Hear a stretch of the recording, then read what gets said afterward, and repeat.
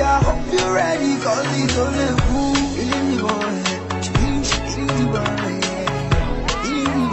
Island girl.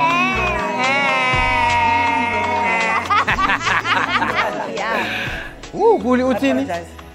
All right, for those that didn't hear that, Guli said uzomita kanje ke girl.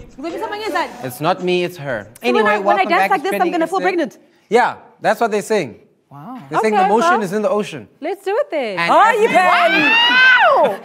Bro, jeez, bro. All right, it's still TrendingSA, right here on SABC3, TrendingSA.tv on the interweb too. Make sure that you do check us out on all the other social media platforms that exist. So we're going to see what you're saying to us on Facebook this night. Can I say this night? No, tonight. And this is what you're saying. Linda here is saying that I'm in love with you guys, Dr. Musa Uyacha, shame, you know. When I was a young boy, okay, let me leave that. Willie Roberts classic, I am Nina Hasty. Uyachesa Pearl looking all sorts of flames. We love it. Let's check out another one. This one from Elumguni saying that Musa and Nina, there's something spicy happening between y'all. I'm watching y'all. Look, let me tell you the truth, all right? We wanted to make this an announcement. Don't even. And this announcement Don't start with is that we're going to move on to Pearl. That's it's exactly, that is what. All right, let's see what you have for us today, Pearl. Well, today I have got a hashtag ALCA 2018. It trended today. And initially I was really honestly so confused about what the hashtag was about until I found out that Beyonce's father, Matthew Knowles, is in the country. Matthew's hosting the African Leaders for Change Awards, which took place tonight at the Times Square Sun Arena in Pretoria. So these awards were aimed at celebrating individuals and organizations that are dedicated to reshaping the future of our beautiful African continent. But y'all know how tweets are, right? They were more excited about the performances from Ice Prince, I would be as well, Ja Praiser, and our very own Show Majozi. And here's what some of them had to say. _African Butter said, I'm looking forward to all the live performances from all our faves at Ice Prince Zamani, at Show Majozi, and Jay Praiser will be performing for us along with other artists. Location, Times Square. I am Mongosi _SA says, who wouldn't want to be amongst all the excitement around hashtag ALCA 2018? Of course, taking a snapshot of all the performances. Do people care about Matthew Knowles? I met him once. They do. Is he amazing? I don't know. I was just like, he was like, why isn't Beyonce on Platinum yet? So I was like, sorry, Mr. Knowles. Since the ex-wife married the Miami Vice guy, I don't care. Can I tell you something? I care. Anything that's got to do with Beyonce, I care about. So, Matthew Knowles, I love you with all of my heart for giving us what you gave us. Which is Beyonce Knowles. Thank you. That's amazing, and especially because of the awards that he hosted. So we're going to move on to the next hashtag. Kaizer Chiefs attacking midfielder hashtag Lebogang Manyama also trended today because the footballer was involved in a car accident on Tuesday afternoon. The player was driving home from training when the incident took place. Oh, no. And then he was, you can see it looks really, really bad. He was then rushed to hospital for examinations. Doctors treated him for minor injuries to his knee and elbow, and he has since been discharged. And earlier today, we spoke to Kaizer Chiefs Corporate Communications Manager, Mr. Vina Maposa, and he reiterated that Manyama will be assessed further by the doctors to determine the extent of the injuries and advise when he will be fit to train again. And hopefully it is quite soon, as fans took to social media to wish the player a speedy recovery, while others, of course, used the opportunity to cast shade on Kaizer Chiefs rivals. The first tweet coming up is at Sia Sanga, who says, thank God he's still with us. We all know how soccer players lose their lives in car accidents. Is it a soccer player thing? Okay. He's so fortunate, and we as at Kaizer Chiefs, Amakosi family, are grateful for that. Speedy recovery, Lebza. We love you very much. Hashtag hail the chief. The second one coming through from Musia TE2, who says, speedy recovery, Lebu. Esh, it's a setback because we need you for the derby. When is that happening? On the 27th, isn't it? I'm sure whatever you see is right. I think it's the 27th of October. Olisi _DLMN says, Kalili Pirates nokuthatha happy. How do you know there's Nokuthatha unless it's Nokuthatha, don't? I know you could have, I'm sure it's something. Why did you go to Nokuthatha? Listen, it's Orlando Pirates, so it's definitely Nokuthatha. Is it? Is it Nokuthatha? Yeah. What? Nokuthatha? Well, I'm an Orlando Pirates fan. I don't know. We don't need that.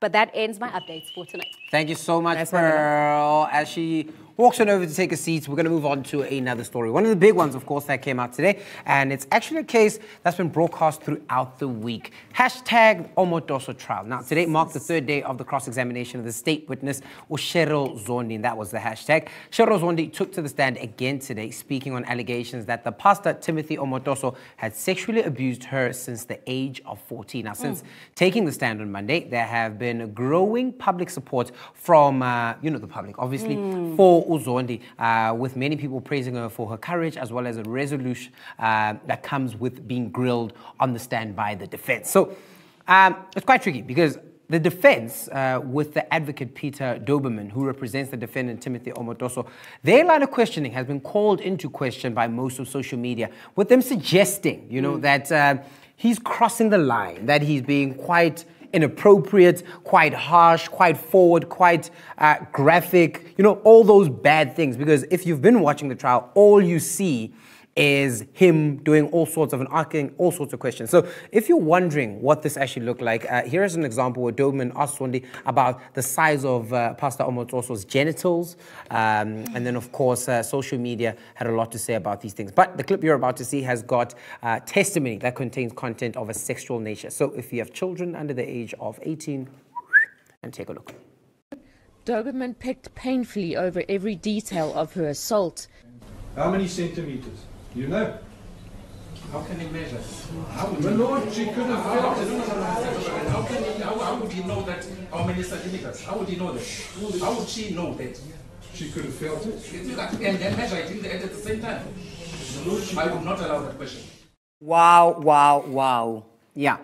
So, as you can hear in that video, Doberman, who is the gentleman that you're seeing, he's asking the the plaintiff, so one of the witnesses that the state has, how many centimeters did he abuse her? Do you understand how graphic that is? Asking her to describe the size of that man's penis, Basically. if in fact she did see it, which is, it's traumatizing. Yeah. It's traumatizing because it's not the kind of thing that anybody would be doing. Particularly if you're in that kind of situation, you're not going to be thinking about, gosh, is that the size of a ruler, No, I understand that, but it's quite interesting, I must say. And we can't be walking around with measuring tapes in case we get raped. Yeah. We're going to be questioned. But it's within context, guys. It's within the context. Is it within the context? The context is vulgar. The context is vile. It is rape. It is horrendous. So he is graphic. He is detailed within that context. Okay. It's not in any other context but that sexual, hideous context of rape. I think there are two elements to this as well, in the sense that one is that he is being gratuitous. Yes, to serve his purpose. To serve that purpose, but then there's also the element where he is trying to make light of it. So the more you say something, the less offensive it feels. What is so he trying to when you talk about destigmatize penises, words? that's what he's trying to do at that point. So maybe he's trying that. I don't buy but that. he's being a defense attorney. Yes. It's interesting that you're mentioning these points because there's a study that I read, and it speaks to the comparison in line of questioning between the defense and the prosecution lawyers. It shows that the defense team typically has free reign in asking unflinching questions. So they can ask whatever it is that they want, because their objective at the end of the day is to discredit the witness and ultimately defend their client with facts or proof. The defendant in this case is Omotoso. He is innocent until proven guilty. So we saw how everybody reacted to the questioning of Cheryl Zondi. Yes. And I think how people reacted highlights the lack of understanding as to what is the job of the defense lawyer. Because this type of ruthless cross-questioning actually happened a few years ago in 1991. It reminds me of the Anita Hill versus Clarence Thompson Senate hearings, which happened almost, 27 years ago today. So who is Anita, you ask? Well, Anita was a university law professor who made sexual harassment allegations against the then Supreme Court nominee, Clarence Thompson. The story was headline news worldwide and actually one of the first workplace sexual harassment cases to be televised. Okay. Take a look at some of the outrageous questions that she was asked by the Senate. Coming here, has anybody promised you anything by coming forth with this story now? The witness did not say anything to the FBI about the described size of his penis, the description of the movie Long Dong Silver about the pubic hair in the Coke. I did think that Senator Specter pointed out some inconsistencies. All we've heard for 103 days is about a most remarkable man, and they scoured his every shred of life, and nobody but you has come forward. If what you say this man said to you occurred, why in God's name would you ever speak to a man like that the rest of your life? That's a very good question. And I'm sure that I can't not answer that to your satisfaction. That is one of the things that I have tried to do today. I have suggested that I was afraid of retaliation. I was afraid of damage to my professional life. And I believe that you have to understand that this response, and that's one of the things that I have come to understand about harassment, that this response, this kind of response, is not atypical.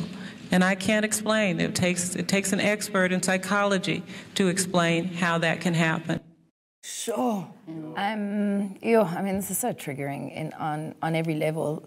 You know, the mental preparation that one would have to do before you even enter into the arena. I mean, there's never mind, you know, admitting to your loved ones and close ones that something like this might have happened to you, where there's already so much systemic onslaught of like how you already feel like it's your fault because that's how the system is designed, you know, that, and by I say the system, social systems, to then put yourself in a position where your body has to be examined, your mind has to be examined in a situation where trauma has occurred and you have tried to sort of get through life without having to deal with that thing and try to bury that amongst other things. And then you get this defense who is not going to stop. They are unyielding. They're just going to come at you at every angle because they are trying to defend, they're trying to break down your character. So you really have to really believe in absolutely everything that you are and have forgiven yourself and have gone through proper counseling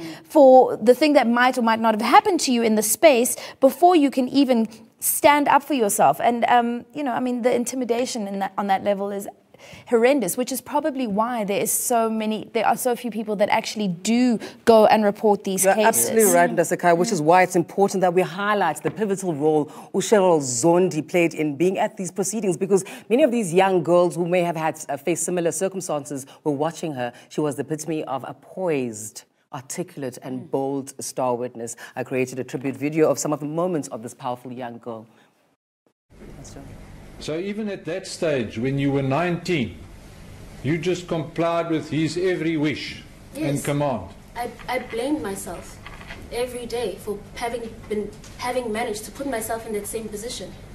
Why didn't you? Because he used my age against me, and I blamed myself for it as well. Ma'am, why didn't you just walk away? I couldn't. After the service? I couldn't. I had no means to go anywhere. So are you suggesting he was saying, look, you better agree to sleep with me or I'm not going to allow you back into the church? I'm trying to understand what you're saying, ma'am. Is that how you understood it? That's how I understood it. And that's how he conveyed it. Yes. Yes. All right. Now we're on the same page. Lovely. Could you not have phoned your mother? I could have. And asked her for assistance? I didn't want to tell her because she had warned me. And I didn't want to go back to her telling her what you warned me about is happening again. You wouldn't have had to tell her. You could have just told her that you need money. You need an air ticket. You need transport to get away from the house. Well, as you can imagine, there was a lot going on in my head at the time. I didn't think of that. My apologies. The strength, guys, the strength. You know what is not considered is the emotional coercion. You know, it's something that didn't exist in the zeitgeist in what's her name's time in 1991. Emotional, Anita, yes. That sort of grooming, the coercion, the manipulation, none of that is even communicated. It's not something that we understand as a people just yet, which is why this case is so important, so that we can understand all the levels of the thing. So the case is very important and the case continues. I think it resumes again on Monday, where another witness will take the stand in the case against the pastor. So we'll see what the update is on that. And of course, strength to all of them. And of course, strength to you, my love. Right now, though, it's time for us to take an ad break. We will be back after this.